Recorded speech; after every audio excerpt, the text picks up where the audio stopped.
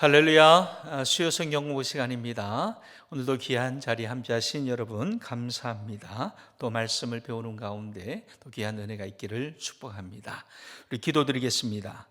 참 좋으신 아버지 하나님, 은혜를 감사합니다. 날마다 저희를 말씀으로 지도하여 주시고 또 우리가 살아갈 길을 지시하여 주실 때에 늘 인도하여 주심에 감사합니다.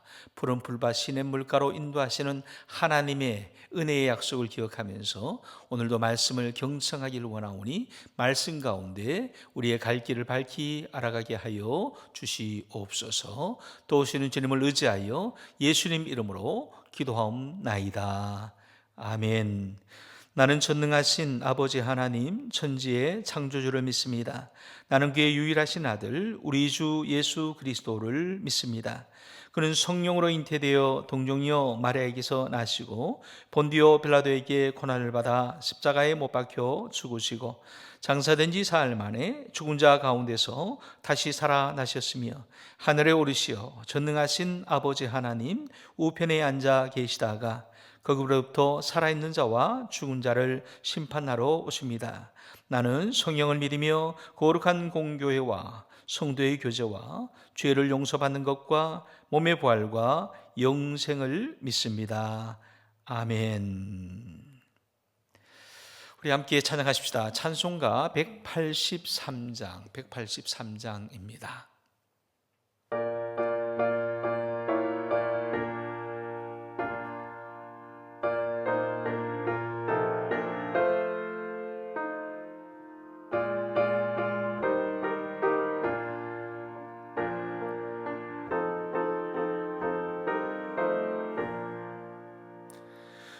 빈들의 마른 풀같이 시들은 나의 영혼 주님이 약속한 성령 간절히 기다리네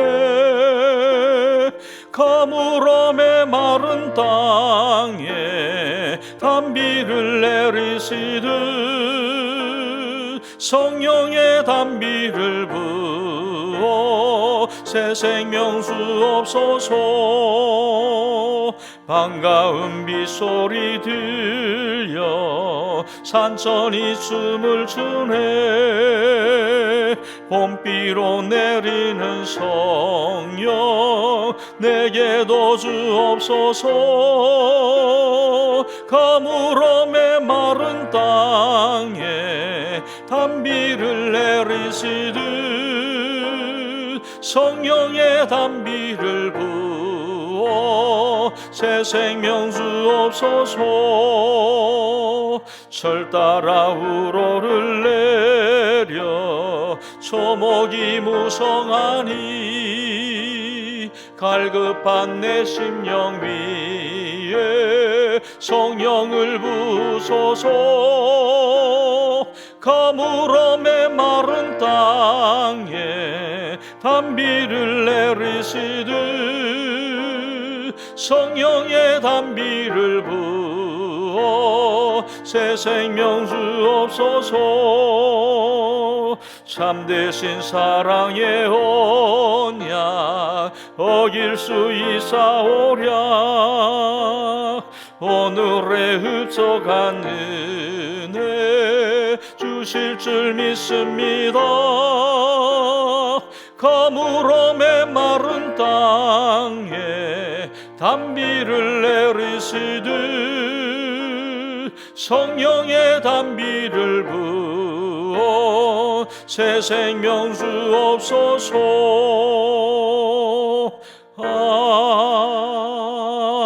아멘. 아멘. 네, 오늘은 제 7과입니다. 7과는 우리 중보 기도에 대해서 우리가 중보 기도자라고는 우리 주제를 가지고 계속 공부하고 있습니다만, 그러면 오늘은 중보 기도란 뭐냐라고 할 때에 중보 기도는 곧 영적 전쟁이다 라고 하는 사실을 공부하게 되는 시간이 되겠습니다. 중보 기도와 영적 전쟁. 한번 따라서 합니다. 중보 기도와 영적 전쟁. 그렇습니다. 중보 기도는 영적 전쟁입니다. 네, 오늘의 말씀 에베소서 6장 10절부터 20절, 에베소서 6장 10절부터 20절까지의 말씀을 우리 함께 한 목소리로 천천히 읽도록 하겠습니다. 끝으로 너희가 주 안에서와 그 힘의 능력으로 강건하여지고 마귀의 관계를 능히 대적하기 위하여 하나님의 전신갑주를 입으라. 우리의 씨름은 혈과 육을 상대하는 것이 아니요 통치자들과 권세들과 이 어둠의 세상 주관자들과 하늘에 있는 악의 영들을 상대함이라. 그러므로 하나님의 전신갑주를 취하라. 이는 악한 날에 너희가 능히 대적하고 모든 일을 행한 후에 서기 위함이라. 그런즉 서서 너희 진리로 너희 허리띠를 띠고 의의 호심경을 붙이고 평안의 복음이 준비한 것으로 신을 신고 모든 것 위에 믿음의 방패를 가지고 이로써 능히 악한 자의 모든 불화살을 소멸하고 구원의 투구와 성령의 검 곧 하나님의 말씀을 가지라. 모든 기도와 간구를 하되 항상 성령 안에서 기도하고 이를 위하여 깨어 구하기를 항상 힘쓰며 여러 성도를 위하여 구하라. 또 나를 위하여 구할 것은 내게 말씀을 주사 나로 입을 열어 복음의 비밀을 담대히 알리게 하옵소서 할 것이니 이 일을 위하여 내가 쇠사슬에 매인 사신이 된 것은 나로 이 일에 당연히 할 말을 담대히 하게 하려 하심이라. 아멘. 아멘. 예. 오늘 이 중보 기도와 영적 전쟁에 대해서 이제 공부를 할 텐데요. 이 중보 기도와 영적 전쟁 이 부분이 좀 내용이 길어서 두 주에 걸쳐서 공부를 하려고 합니다. 그래서 이번 주에는 이제 앞부분, 그리고 이제 다음 주에는 뒷부분 내서 두 주에 걸쳐서 공부를 하게 될 텐데, 그 전제가 뭐냐 하면 영적 전쟁이다. 중보의 기도를 하는 일은 영적 전쟁에 임하는 일이다라고 하는 것이 전제되어집니다. 그래서 전쟁을 하는 일이 기도하는 일이다. 기도하는 일은 전쟁하는 일이다. 그러므로 여러분 전쟁을 하려고 하면 무장을 해야 되지 않겠습니까? 그래서 영적 전쟁을 하기 위해서는 영적 무장을 해야 한다. 그것이 이제 이번 과의 전체 주제 또 우리 목적이 되겠습니다. 그래서 오늘 말씀에도 보면 하나님의 전신갑주를 입어야 된다라고 강조하고 있는데, 이 하나님의 전신갑주라고 하는 것은 바로 영적인 무장을 얘기하는 것입니다. 그래서 오늘 이 공부를 먼저 하게 될 때에 그렇게 좀 무장되어지는 은혜 시간이 될 수 있기를 바랍니다. 자, 첫 번째 주제로 영적 전쟁이란 그런 뭐냐라고 말할 때에 이제 영적 전쟁, 디모데전서 1장 18절, 디모데후서 또 에베소서 말씀이 있는데 우리 참고 구절을 보면 이렇게 말합니다. 디모데전서 1장 18절에 아들 디모데야, 내가 내게 이 교훈으로서 명하노니 전에 너를 지도한 예언을 따라 그것으로 선한 싸움을 싸우며, 이제 가르쳐 준 바를 가지고 말씀을 가지고 싸움을 해야 된다라고 말합니다. 전쟁을 해야 된다는 뜻입니다.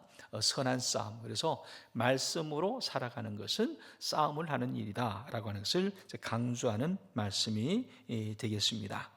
그러면서 또 3절에 디모데 후서에 가면 이 디모데가 이제 사도 바울의 제자 아닙니까? 에베소 교회를 위임받아서 위탁받아서 그렇게 이제 목양하게 되는 바울의 제자, 목회자, 후계자가 되어집니다. 그래서 이 디모데에게 이제 권면을 하는 겁니다. 이런 자세로 그렇게 목양을 해야 된다. 선한 싸움을 싸듯이 영적 전쟁터이기 때문에 그런 선한 싸움을 싸워야 된다. 그리고 디모데 후서에서는 뭐라고 말하냐면 이 자리는 고난이 있는 자리다. 그러나 그 고난을 이겨내야 된다. 어떤 자세로 이겨내느냐? 좋은 군사의 자세로 이겨내야 된다. 군사라고 하는 사람은 어떤 사람이냐? 얽매이는 것이 없는 사람이다. 오직 명령에 죽고 명령에 살고 말씀을 따라서 명령에 복종하는 사람이 군사 아니더냐. 그러니까 전후 좌우에 여러 가지 거추장스러운 것들이 있는데 그것들에 얽매이지 말고 좋은 군사로서 이 싸움, 이 고난이 있는 이 싸움을 잘 싸워야 된다 말씀합니다. 그래서 디모데후서 2장 3절과 4절에 보면 너는 그리스도 예수의 좋은 병사로 나와 함께 고난을 받으라. 병사로 복무하는 자는 자기 생활에 얽매이는 자가 하나도 없다. 이는 병사로 모집한 자를 기쁘게 하려 함이라. 부름 받아서 병사가 되었다면 이제 지휘자이신 주님의 명령에 따라서 복무할 뿐이다. 전쟁에 나갈 때 고난이 따르고 고통이 따를지라도 잘 이겨내야 된다 말씀합니다. 그러면서 오늘 본문의 11절에도 보면 마귀의 간계를 능히 대적하기 위해서 하나님의 전신갑주를 입어야 된다. 13절에도 하나님의 전신갑주를 취하라. 이는 악한 날에 너희가 능히 대적하고 모든 일을 행한 후에 서기 위함이라 말씀합니다. 그래서 마귀의 관계와 대적해서 싸우는 영적 전쟁터이기 때문에 전신갑주, 무장을 해라 라고 말합니다. 그래서 오늘 이 영적 전쟁이 바로 이제 중보 기도의 현장인데, 그럼 영적 전쟁을 다시 한번 정리를 해보면 이렇게 정리할 수 있겠습니다. 영적 전쟁, spiritual warfare라고 하는 것은 하나님의 나라와 그 나라에서 쫓겨난 사탄의 세력과의 전쟁이라고 할 수 있습니다. 여러분, 이 warfare는 하나님의 나라와 그 나라에서 쫓겨난 사탄이 있습니다. 사탄 그 자체가 이제 히브리어입니다. 사탄은 히브리어인데 이 사탄이라고 하는 말을 쓰기도 하고 마귀라고 하는 말도 쓰죠. 그래서 사탄은 사탄 그대로 이렇게 음역이 되어 있고 마귀는 디아볼로스인데 디아볼로스라고 하는 이제 마귀라는 존재가 있습니다. 그래서 이 존재는 어떤 존재이냐면 사탄이라고 할 때에는 대적자라고 하는 뜻이 있고 고발하는 자라고 하는 뜻이 있습니다. 그리고 디아볼로스는 그렇게 디아볼로스라고 하는 것은 이제 뭡니까? 비방하는 자라고 하는 그런 의미가 있습니다. 그래서 대적자, 고발하는 자, 비방하는 자, 이런 존재가 이제 사단의 존재라고 하는데, 이것을 이제 다른 표현으로 보면 뱀이라고도 표현되어 있고 또 용이라고도 하는 그런 이제 표현으로 되어 있기도 합니다. 그래서 이런 존재가 있는데 이 존재의 근본이 뭐냐 하면 하나님을 불순종해서 떠난, 본래 이 천사라고 하는 존재는 하나님을 수종드는 자입니다. 그런데 그 수종들을 불복종해서 떠나서 대적하는 자가 되었고 비방하는 자가 되었고 그리고 회방하고 그렇게 이제 고발하는 자가 되었는데 이를 사단이라고 말할 수 있습니다. 그래서 이 사단과의 전쟁이 곧 영적 전쟁이다라고 하는 거죠. 그런데 지금 사단은 지금 어떤 형편에 있느냐?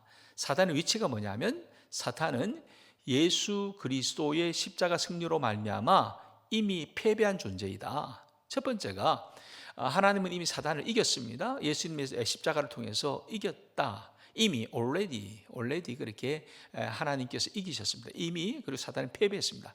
그러나 그럼에도 불구하고 not yet이다. 아직 완전히 멸망하지 않은 존재. 그러니까 지금도 사단의 세력이, 마귀의 세력이 활동하고 있는 상황이라고 하는 거죠. 그러므로 이 마귀를, 사단을 대적해야 된다라고 하는 말씀입니다.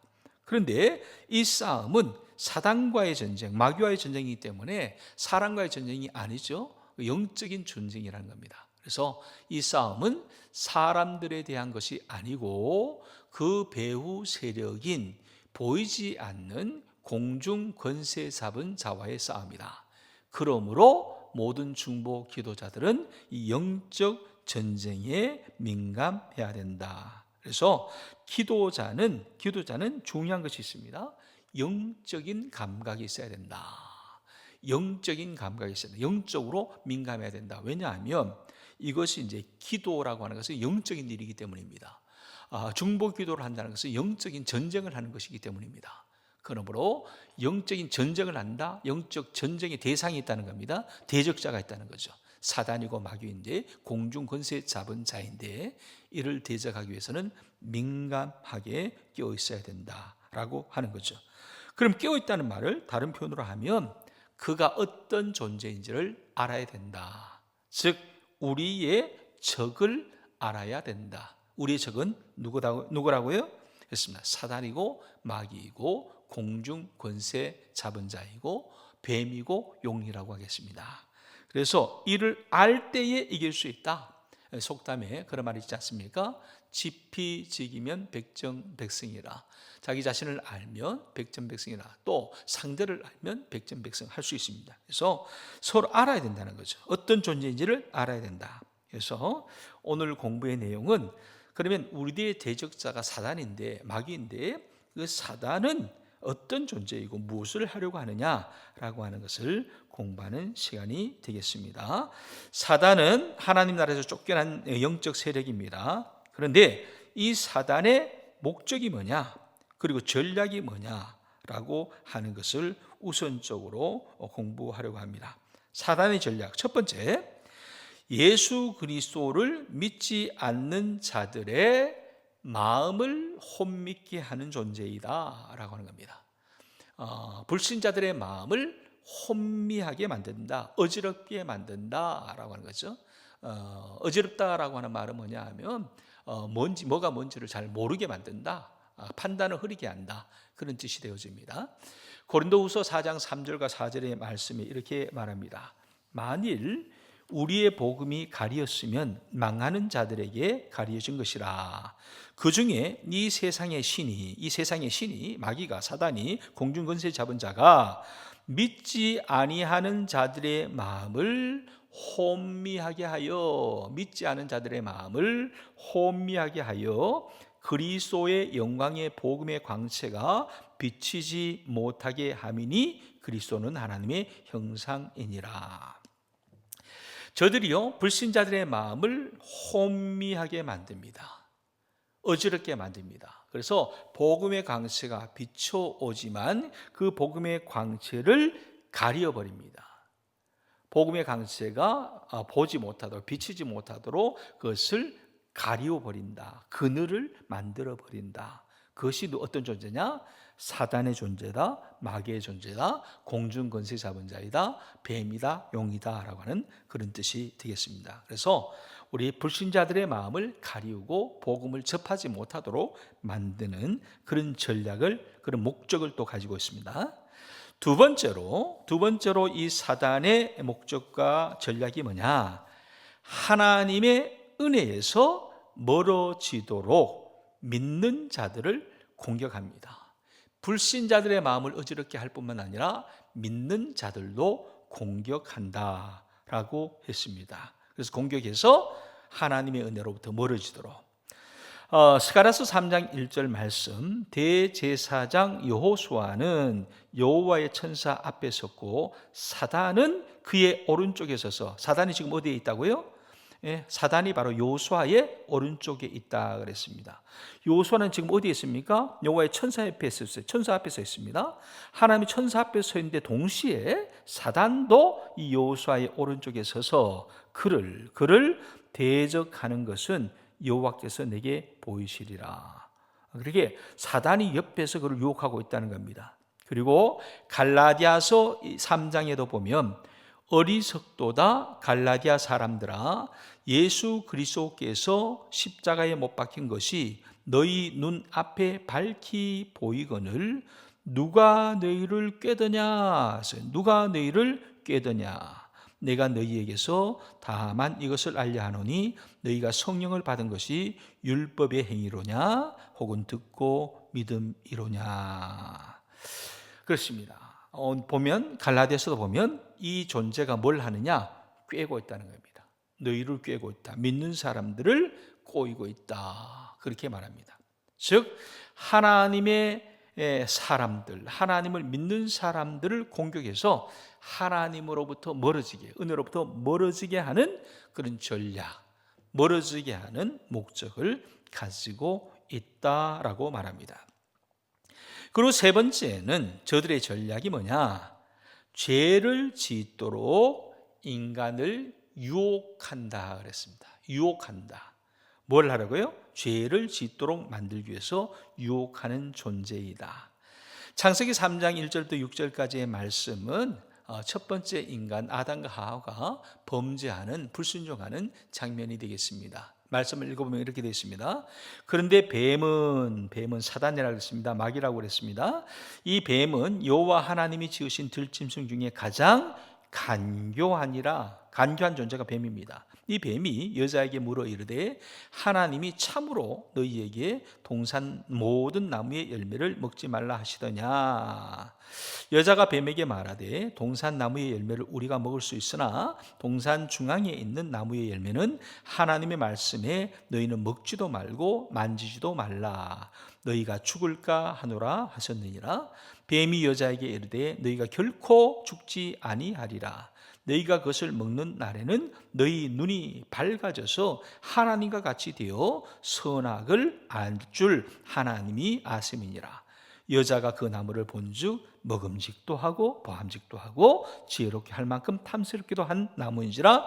여자가 그 열매를 따먹고 자기와 함께 있는 남편에게도 주매 그도 먹은지라. 여기에 보면 어떻게 이제 아담과 하와가 범죄하게 되는지 그 이제 과정을 얘기를 하는데, 뱀이 유혹을 하는 거죠. 뱀이 아담과 하와를 죄 짓도록 유혹을 합니다. 처음에는 이 하와가 넘어가지 않았습니다. 그런데 뱀이 서서히 깨입니다. 뱀이 어떻게 말합니까? 정말 동산에 있는 모든 나무의 실과를 먹지 말라고 하더냐? 그러니까 이 하와가 거기에 대해서 답변을 하기를 아니다. 전체가 아니라 그 동산에 있는 중간에 있는 나무를 먹지 말라고 하더라. 그런데 사실은 이 표현도 조금 차이가 있습니다. 우리 2장에 보면 하나님께서 하와에게 아담과 하와에게 말하기를 동산에 있는 나무를 먹지 말라 그랬습니다. 먹지 말라, 먹는 날에는 반드시 죽으리라 라고 했는데, 이 말을 이제 하와가 대답을 할 때는 먹지 말라가 아니고 먹지도 말고 만지지도 말라라고 덧붙입니다. 그리고는 죽을까 하노라. 그냥 죽을까가 아니고 반드시 죽으리라 했는데 죽을까 하노라 라고 해서 약간 이제 대답이 흐릿해집니다. 그럴 때 이 기회를 놓치지 않고 뱀이 말합니다. 뱀이 여자에게 이르기를 아니다. 너 결코 죽지 않는다. 오히려 먹으면 눈이 밝아진다. 왜 하나님이 먹지 말라고 한 줄 아느냐? 그것은 너희가 눈이 밝아져서 하나님처럼 될까봐 라고 계속해서 이제 그 유혹의 간교함이 깊어지는 거죠. 치밀해지는 거죠. 더 심화되는 과정입니다. 그러니까 그런 얘기를 듣고 그 선악과를 보게 되니까 이 여자의 마음속에 그것을 보니까 이것이 정말 오히려 더 먹음직스러워 보이고 보암직해 보이고 탐스러워 보이더라. 그래서 결국에는 그 열매를 먹고 자기도 먹고 남편 아담에게도 줘서 먹게 했다. 그래서 이 말씀을 이제 요한일서 2장 16절에 가면 그렇게 말하지 않습니까? 이는 세상에 있는 모든 것이 육신의 정욕과 안목의 정욕과 이생의 자랑이다 라고 하는 그런 표현으로 바로 사람에게서 가장 유혹이 될 만한 요소를 얘기를 합니다. 사람은 어디에 넘어가느냐? 이 육신의 정욕에 넘어간다. 사람이 어디에 넘어가느냐? 안목의 정욕에 넘어간다. 사람이 어디에 그렇게 유혹되어 넘어가느냐?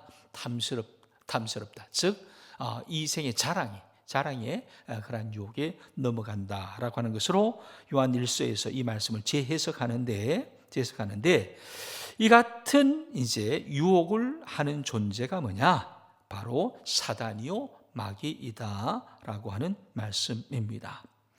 그리고 뒤에 역대상 21장에도 보면 이렇게 표현합니다. 사단이 일어나서 이스라엘을 대적했다. 그래서 대적했다. 대적하게 만들고 다윗을 또 충동했다. 그리고 또 마태복음 4장 1절에 보면 마귀가 예수님도 시험을 했다. 그래서 시험을 했다. 그래서 마귀에게 시험을 받으러 광야로 갔다라고 그렇게 표현합니다. 그래서 이 사단의 목적 전략이 뭐냐 하면 유혹을 해서 죄에 빠지도록 하는 목적, 유혹을 하는 전략으로 죄에 빠지도록 하는 목적을 가지고 있다. 하나님의 은혜에서 멀어지게 할 뿐만 아니라 마음을 혼미하게 한다. 이것이 바로 이제 사단의 목적이고 전략이라고 하는 거죠. 그러면서 그런 유혹을 하기 위해서 또 혼미하게 만들기 위해서 공격하기 위해서 여러 가지 무기들을 가지고 있는데 사단의 무기들이 다양하게 있다. 우리는 이것을 잘 알아야 된다. 그래서 사단의 무기가 있고 우리의 무기가 있는데 사단의 무기가 뭐냐? 우리가 잘 알아야 됩니다. 여기서 보면 첫 번째 사단의 무기가 뭐냐 하면 거짓말입니다. 거짓말. 열왕기상 13장 18절에 보면 이렇게 말합니다. 그가 그 사람에게 이르되 나도 그대와 같은 선지자라. 천사가 여호와의 말씀으로 내게 이르기를 그를 내 집으로 데리고 들어가서 그에게 떡을 먹이고 물을 마시게 하라 하였느니라 하니 이는 그 사람을 속임이라. 이 말씀의 이제 배경을 좀 알아야 되는데 한 늙은 선지자가 이제 유대에서 베델로 내려가는 길이었습니다. 유대에서 베델로 내려갈 때에 이제 하나님의 명령을 따라서 내려가게 되는데 가는 동안에 어느 집도 들리지 말고 먹지도 말고 마시지도 말라라고 하는 명령을 듣고 가게 됩니다. 가는 가운데 여로보암 왕을 만나게 돼요. 여로보암 왕이 그때 마침 어떻게 되냐면 팔이 마비가 옵니다. 굳어서 마비가 올 때 여로보암을 보고 왕을 이제 이 늙은 선지자가 고쳐주게 돼요. 이 고쳐주는 얘기를 다른 선지자가 듣게 됩니다. 다른 선지자가 듣게 되고 이 사람을 막 찾아와서 청합니다. 우리 집에 와서 잠시 쉬어라. 나도 선지자인데 하나님께서 당신더러 대접하라고 했다. 막 끌고 갔다는 얘기야. 그래서 끌고 가서 대접을 하면서 한 말이 이 말입니다. 그를 내 집으로 데려가서 그에게 떡을 먹이고 물을 마시게 하려 하였느니라. 이렇게 했는데 이것이 거짓말이었다는 겁니다. 거짓말. 그런데 이 거짓말에 이 늙은 선지자가 속아 넘어간 거죠. 그래서 그 집을 떠날 때에 즉사하게 됩니다. 그러니까 속여서 죽게 만들었다. 무엇으로 속였다? 거짓말로 속였다는 얘기입니다. 그래서 사단의 무기 중에 하나가 뭐냐면 거짓말하는 겁니다. 거짓말. 그래서 이 사단에 사로잡히면 거짓말을 겁없이 하게 되고 거짓말을 두려워하지 않습니다. 거짓말을 생각하지 않고 무기로 삼습니다. 그래서 이에 대해서 우리는 어떤 무기를 가져야 되냐? 거짓말에 대해서 우리는 진리의 허리띠를 띠어야 된다는 거죠. 진리의 허리띠로 무장해야 된다. 한번 따라서 합니다. 진리의 허리띠. 그래서 오늘 에베소 말씀처럼 하나님의 전신갑주를 입을 때 진리의 허리띠를 매야 된다 그러지 않습니까? 바짝 매고 정신 바짝 차려야 된다라고 하는 말씀입니다. 두 번째 무기가 있습니다. 사단의 무기는 불의함입니다. 불의는요, 하나님의 정의에 반대, 하나님의 공의에 반대가 되는 거죠. 그런데 불의는 속이는 것입니다. 데살로니가 후서 2장 10절 불의의 모든 속임으로 멸망하는 자들에게 있으리니 이는 그들의 진리의 사랑을 받지 않아요 구원함을 받지 못함이라. 여러분, 불의는요 사단의 무기입니다. 불의는요 사단에게 속한 것입니다. 불의는 마귀의 장난입니다. 우리는 불의에 넘어가지 말아야 합니다. 그래서 필요한 것이 뭐냐? 의의 흉배. 의로 우리 갑옷을 입어야 됩니다. 갑옷을 든든하게 입고 의외에 우리 불의가 스며들지 못하도록 우리 가슴을 지켜야 된다라고 하는 것입니다. 세 번째로 사단이 잘 쓰는 무기가 있습니다. 정죄하는 겁니다. 정죄하는 것. 특히 욥기서를 보면 욥이 사단의 시험을 받아서 온갖 고난을 당할 때에 친구들이 옵니다. 친구들이 와서 하는 말이 뭐냐 하면, 그래도 너가 뭔가 잘못했기 때문에 이런 벌을 받는 것이 아니냐. 그러니까 하나님께서 허락해서 시험을 받고 있는데 그 사람 모르는 거예요. 모르면서 계속해서 공격하기를, 너가 잘못한 것이 있지 않겠느냐. 17절 말씀, 사람이 어찌 하나님보다 의롭겠느냐. 사람이 어찌 그 창조하신 이보다 깨끗하겠느냐. 하나님은 그의 종이라도 그대로 믿지 아니하시며 그의 천사라도 미련하다 하시나니, 즉 너는 뭔가 잘못한 것이 있다. 그래서 너가 지금 이런 벌을 받는 것이다. 그렇게 이제 정죄하는 거죠. 이 정죄는 바로 사단의 무기입니다. 여러분, 하나님은 정죄하는 분이 아니십니다. 오히려 평안을 주시는 분입니다. 어떻게 평안을 줍니까?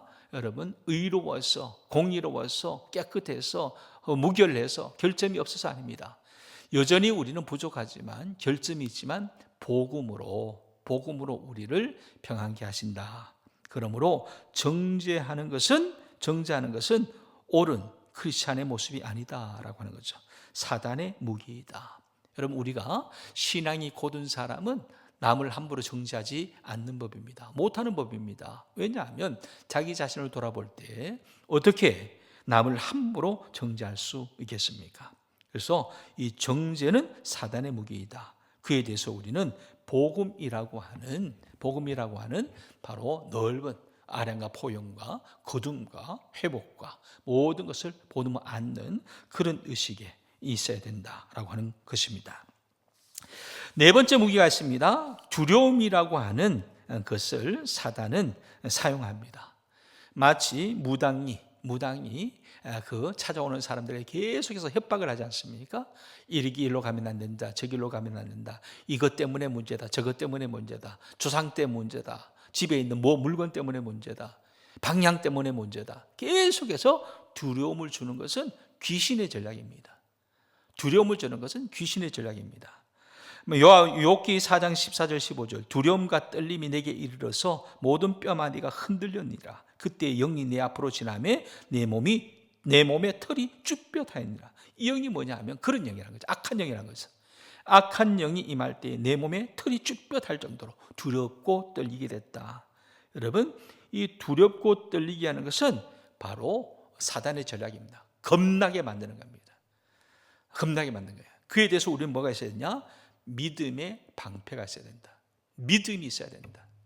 더 이상 하나님 앞에서 두려움 없느니라. 사랑은 모든 두려움을 내어 쫓느니라.